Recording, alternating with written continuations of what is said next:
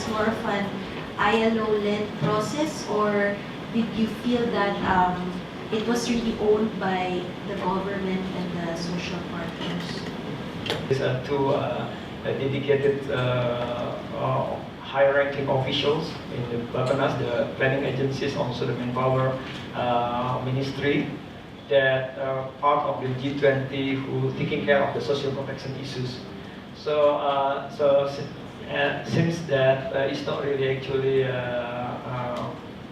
they are already familiar with the issues, but of course at the beginning we actually started to work on the paper,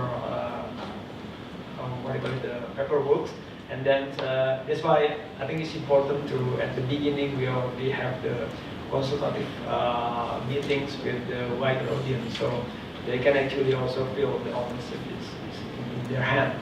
And of course, as Valerie also mentioned that now, I think since in the past 6 months, the Bappenas is interested into buying these issues, and then now is they are in the driving to process further. I can answer concerning Thailand, which is a similar experience but a bit different. In Thailand, we created the UN Social Protection Fraud team in March 2010, and one of the first key activities of this team was to conduct this assessment. But at the same time, in Thailand, there is a partnership between the UN and the government called the UNPAF. And social protection is considered as a priority, one of the key priorities within the UNPAF. And the same team on the UN side was, under the leadership of the ILO, heading the social protection part within the UNPAF, representing the UN for social protection. And on the other side, on the government side, we had the Ministry of Social Development and Human Security. So the UN Social Protection Fraud team, which was initiated at the beginning, transformed through the assessment process into a UN Royal Thai government team on social protection, which conducted the assessment process together. Which means that when the assessment document will be launched, it will be the co-chairs of this UN Royal Thai government team on social protection that will launch the report jointly, so MSDHS and the ILO representing the others. Yeah? Thank you very much for the presentation, especially the presentation on the process was very inspirational. I have a little question to Valerie's presentation. So the assessment starts actually with an important step of feeding the data into the sheet, yeah? So as you mentioned, and as we all know that most of the countries really lack of, I would say, reliable data. There's a lot of different types of data, but reliable data to really feed into, to actually support this kind of important assessment is really not there. So what would be a kind of alternative, for example, methodology or approach should countries use in the data feeding process if they don't have, let's say, like a very reliable data on single population, then what would be the alternative option or methodology? So first to clarify, the first step is not the costing part, it's really the development of this assessment matrix. And for this exercise, you don't need statistical data. Yeah? You need more to understand the legislation, understand how these different schemes are functioning. This is very difficult to do it on your own. This is why also we really need this participatory approach, so that we have people from all the ministries, etc. Yeah? The second step, as you were mentioning, is the costing part, and for that we need reliable data on population data, we need data on the economic indicators, on the labor market information, and on the government budget. Yeah? And we need also projections of this information. So here it's, I think it's really a challenging process, and you need really to find the right institution that has, I mean, not one single institution can be relied on this process. You really need to try to go to all the actors, but usually working with the National Statistic Office, or in Thailand with HISRO, who has proper database on many schemes, is of course key and very useful. Yeah. Even today, when we try to have data from some ministries who don't have this culture of building databases, etc., they are not in a position to give us really reliable data sets. Yeah? So I agree with you that it's a challenge, but we need to try to really work with as many informed persons as possible. Yeah. Jean-Claude, maybe you want to add something on Cambodia, when you did the costing in Cambodia, no? I think this question is very relevant, especially in the region. We have in most of the countries, I mean, data is the main challenge to get hold of solid data. But I think there's always a way around that. We can, I mean, use secondary data, or we can do estimations from what's available. I think there's always some data sources that we're trying to work with. What is important maybe is to document all your assumptions. I would like to ask the colleague from Indonesia, the crisis in the process, because you had such a multi-stakeholder group, and you mentioned something that to me is going to be the biggest challenge if ever this is embarked, the buy-in.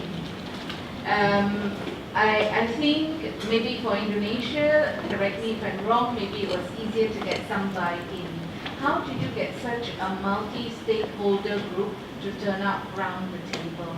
Because especially if we're going to talk about the promise of the government to the people, is always that they are doing good, they are trying their best. So how to bring them in, especially on a flow discussion? I would love to hear how that took place, and then how did you all decide on who is to be the lead agency? Because there will be a lot of negotiation, and between government taking the lead, civil society, unions, workers groups, etc. How was the decision? What was your process to decide who should be the lead agency? Because I think I see that these are going to be some of the problems going forward.